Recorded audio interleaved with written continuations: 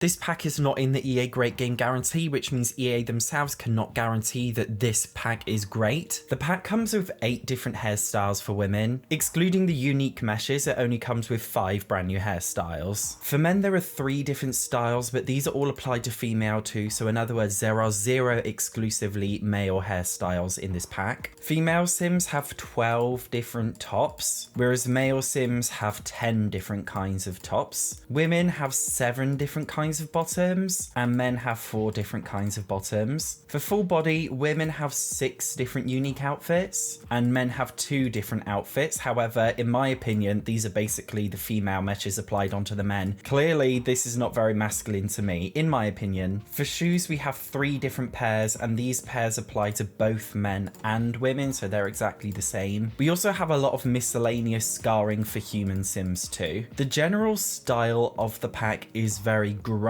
It's not aesthetic. We've got a lot of ripped things, which I kind of like. It's a great theme that we've never really had before. I just wish that there were a lot more options for men. A lot of the cast assets are mostly gender neutral, which I know some people like. I kind of wish there were more exclusive masculine things, because we have a lot of exclusive feminine things, and also some things labeled as masculine but seem to be very much feminine in my opinion. I definitely would have liked to have some more male styles, especially seeing that this is quite a grungy pack. I would have expected to see more kind of rough and ready masculine hairstyles, seeing that this is a very masculine vibe. The pack comes with 1 main werewolf unlocked aspiration, which leads on to 4 more unique aspirations. The pack comes with 0 new traits, and it comes with 0 likes and dislikes, no surprise there. Despite having a more arguably masculine and grungy vibe to the pack, it actually has more female casts than male casts, although no surprise there, the Sims team always favour females over males when it comes to casts. Compared to other game packs, Werewolves has more cast items on paper, but a lot of those cast items are scarring and things, so they're not really unique items. In general, I'd say it has a roughly the same amount of casts as any other game pack. Of course, there's a special cast mode for Werewolves. There are various different body types, however, we don't have body sliders in the same way as human Sims. However, if I make my human Sim very big, the werewolf also becomes very big, and if I make her very small, she also becomes smaller, so the way your Sim looks does affect them as a werewolf. There are different color coats. We have set ones, which are presets. You can choose from a variety of different ones, and you can also really easily just change the colors to your liking, and you can even change them using a color wheel if you do so wish, and using different paintbrush tools to paint your werewolf. If you kind of want to paint it but you're quite lazy too, we have different patterns that you can apply. There are also stencils that you can use as well to stencil in a werewolf design if you can't be bothered to do the whole thing yourself. It's nice that we do have the option. It is a very complex and great system. There isn't much difference between male and female werewolves. I'm switching between them both now, and it's very difficult to tell which is which is a little bit surprising for me if I'm being honest. I must say the general werewolf appearance is very strange. You can't deny that they look more feline than canine. The werewolves almost remind me of Rory the Tiger from Frosties. Do Frosties exist outside of the UK, or is it a British thing? In general, it just has a very tigerish appearance. Some people have compared them to furries, which I totally agree with. I also find it strange that the bottom half of the bodies are kind of skinny, whereas the top half of the bodies are more big and bushy. It seems very unbalanced, and I almost wish they had hind legs, or if they had even just a little bit of a bigger tail, or just a slightly more vicious look to make them look like werewolves, such as having big fangs coming out their teeth. I like that the Sims team gave them a more cartoony, light-hearted look, because that fits in with the vibe of the Sims 4. I just wish they tried harder to actually make them look like werewolves instead of cats. Interestingly, werewolves can basically wear any outfit. I actually think it's hilarious. The majority of items that you put on the werewolves do look quite funny, but like funny in a good way. If you find that kind of stuff amusing, like you can do it on your Sims. Absolutely fabulous. The build buy for this pack is actually really great. Going on with the grungy theme, it really does look like a crack den. If I could describe it in any other better way, I don't know, but that's the vibe it gives off. It's a really strong coherent theme. If you're an aesthetic builder, a pretty builder, this pack probably isn't for you, but if you like making really creative grungy looking builds, this pack is amazing. A lot of the stuff here is very much unique and doesn't resemble many things that we have in the base game or any other pack, so it is very unique. It comes with this cool little bar thing, which is functionable. Your Sims can walk in it, and you can attach a custom bar to it here, but I assume you can put other stuff in it as well. We have a magic tunnel entrance, which basically allows you to take a shortcut around the world. We also have this door, which is a werewolves only door. In terms of cross-pack compatibility, I wish they also added a similar door for vampires and spellcasters. I hope a modder does it soon. But in general, the build buy is actually really strong in this pack. It has a really great theme. When compared to other game packs, Werewolf seems to be at the lower end of the amount of build buy items, but honestly, I wouldn't let that put you off purchasing the pack if you do like build buy, because I do think it is quite a good pack for build buy, solely based on the fact that it has a really strong theme and a lot of the items are really creative. The world itself has 5 separate lots. The builds in the lots themselves, by the way, are actually built really nicely. They're not ugly like some other EA builds. One of the main community areas in this pack is this bar area here, where a lot of different occults seem to go and you can meet up with other werewolves. There's a secret underground bunker in this area. Once you go underground, it leads you into this warehouse area that's exclusive to werewolves. It's a nice community space. If you befriend a lot of the other werewolves, you can of course gather down here. I think it's an interesting concept. The pack also comes with a very small library. It also has a gym in the library itself. The world is actually incredibly detailed looking. It's a really beautiful world. All of the Sims 4 worlds are very beautiful. The world also comes with a lot of secret tunnel entrances, such as this one here. When your Sim goes through, they go through various different pop-ups. The pop-ups tell you what's happening in the tunnel. Sometimes you can find different collectibles. For example, my Sim found a trash pile. Oh, isn't that lovely? A pile of trash. All of the tunnels are linked and they can use them as shortcuts to go around the different areas in the world. We also have this giant mountain up here. Your Sims can get up there by walking through the door. There's nothing up here other than one singular bush called a moon petal bush, and it's not a proper lot, so you can't use build buy on this hill. There is a humongous lake in this world. I'm actually really surprised because we don't really have anything like this in The Sims 4. It's nice that you can swim all of the way around. We also have a hidden lot in this world. It's a little shack owned by a certain werewolf. You can investigate it. I'm not going to go into it here because I don't want to spoil the surprise of it, but it's a nice little secret area. We don't have many quirky secrets like this in The Sims 4, so it's really nice. Oh my god, my Sim is swimming through the ground. Oh my god, is the game glitching just as I was trying to do a review? Well, here we go, guys. We've got a glitch section.